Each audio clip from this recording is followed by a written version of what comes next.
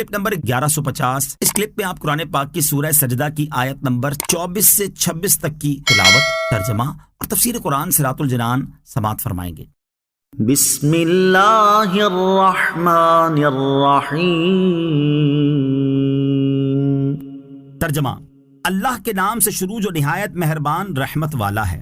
وَجَعَلْنَا مِنْهُمْ أَئِمَّةً يَهْدُونَ بِأَمْرِنَا لَمَّا صَبَرُوا وَكَانُوا بِآيَاتِنَا يُوقِنُونَ۔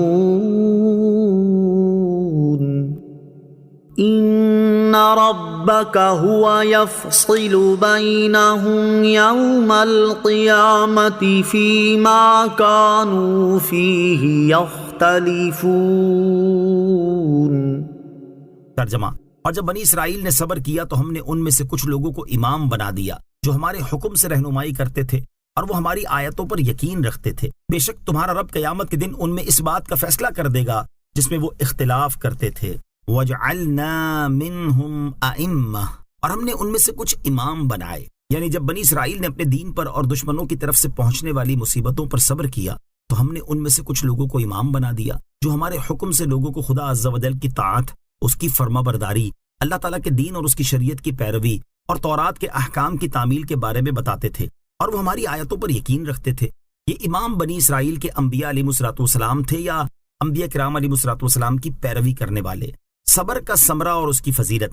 اس آیت سے معلوم ہوا کہ صبر کا ثمرہ اپنی نوعیت کے اعتبار سے بعض اوقات یہ بھی ہوتا ہے کہ صبر کرنے والے کو امامت اور پیشوائی نصیب ہو جاتی ہے۔ صبر کے بارے میں حضرت ابو ہریرہ رضی اللہ تعالیٰ عنہ سے روایت ہے، نبی اکرم علیہ السلام نے ارشاد فرمایا، بندے کو صبر سے زیادہ کوئی بھلائی عطا نہیں کی گئی، لہذا جس پر کوئی آفت یا مصیبت آئی ہو یا وہ کسی پریشانی کا شکار ہو تو اسے چاہیے کہ اس پر صبر کرے اور اللہ تعالیٰ کی رضا پر راضی رہے۔ ان ربک هو یفصل بینہم، بے شک تمہارا رب ان میں فیصلہ کر دے گا، یعنی اللہ تعالیٰ قیامت کے دن انبیاء کرام علیہ السلام میں اور ان کی امتوں میں یا مومنین اور مشرکین کے درمیان دینی امور میں سے اس بات کا فیصلہ کر دے گا جس میں وہ اختلاف کرتے تھے، اور حق و باطل والوں کو جدا جدا ممتاز کر دے گا۔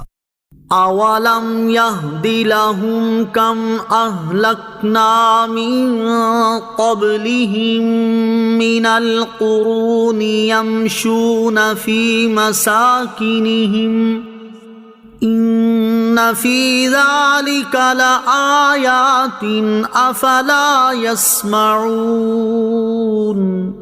ترجمہ: اور کیا اس بات نے ان کی رہنمائی نہیں کی کہ ہم نے ان سے پہلے کتنی قومیں ہلاک کر دی جن کے رہائشی مقامات میں یہ چلتے پھرتے ہیں، بے شک اس میں ضرور نشانیاں ہیں، تو کیا یہ سنتے نہیں؟ اولم یہد لہم، اور کیا اس بات نے ان کی رہنمائی نہیں کی، یعنی کیا اس بات نے اہل مکہ کی رہنمائی نہیں کی کہ ہم نے ان سے پہلے کتنی امتیں جیسے عاد، سمود اور قوم لوط وغیرہ ہلاک کر دیں، اور آج اہل مکہ جب تجارت کے سلسلے میں ملک شام کے سفر کرتے ہیں تو ان لوگوں کے منازل اور شہروں میں گزرتے ہیں اور ان کی ہلاکت کے آثار دیکھتے ہیں۔ بے شک اس ہلاکت اور اس سے متعلقہ آثار میں ضرور عبرت کی نشانیاں ہیں، تو کیا یہ قرآن کو غور سے نہیں سنتے جو عبرت اور نصیحت حاصل کریں؟ یاد رہے کہ برباد شدہ لوگوں کی بستیوں کو عبرت کی نگاہ سے دیکھنا بہت اچھا ہے، اور اسی طرح مقبول بندوں کے آثار یعنی مزارات کی زیارت بھی بہت عمدہ ہے۔ پہلے سے گناہوں کو خوف اور دوسرے سے نیکیوں کی محبت پیدا